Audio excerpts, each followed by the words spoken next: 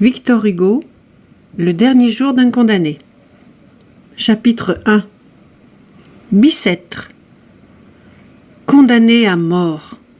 Voilà 5 semaines que j'habite avec cette pensée, toujours seule avec elle, toujours glacée de sa présence, toujours courbée sous son poids. Autrefois, car il me semble qu'il y a plutôt des années que des semaines, j'étais un homme comme un autre homme. Chaque jour, chaque heure, chaque minute avait son idée. Mon esprit, jeune et riche, était plein de fantaisie. Il s'amusait à me les dérouler les unes après les autres, sans ordre et sans fin, brodant d'inépuisables arabesques cette rude et mince étoffe de la vie. C'étaient des jeunes filles, de splendides chapes d'évêques, des batailles gagnées, des théâtres pleins de bruit et de lumière, et puis encore des jeunes filles et de sombres promenades la nuit sous les larges bras des marronniers. C'était toujours fait dans mon imagination. Je pouvais penser à ce que je voulais, j'étais libre. Maintenant je suis captif. Mon corps est offert dans un cachot, mon esprit est en prison dans une idée.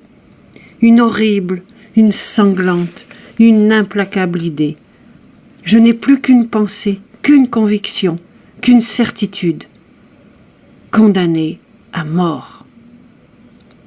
Quoi que je fasse, elle est toujours là, cette pensée infernale, comme un spectre de plomb à mes côtés, seule et jalouse, chassant toute distraction, face à face avec moi misérable, et me secouant de ses 2 mains de glace quand je veux détourner la tête ou fermer les yeux. Elle se glisse sous toutes les formes où mon esprit voudrait la fuir, se mêle comme un refrain horrible à toutes les paroles qu'on m'adresse, se colle avec moi aux grilles hideuses de mon cachot, m'obsède éveillé, épie mon sommeil convulsif, et reparaît dans mes rêves sous la forme d'un couteau. Je viens de m'éveiller en sursaut, poursuivi par elle et me disant « Ah, ce n'est qu'un rêve !»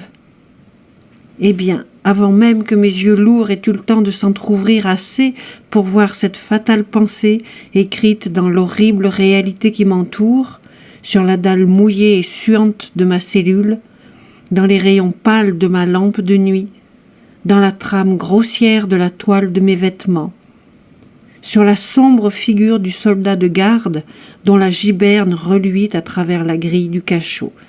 Il me semble que déjà une voix a murmuré à mon oreille « Condamné à mort !» entre 2. C'était par une belle matinée d'août. Il y avait 3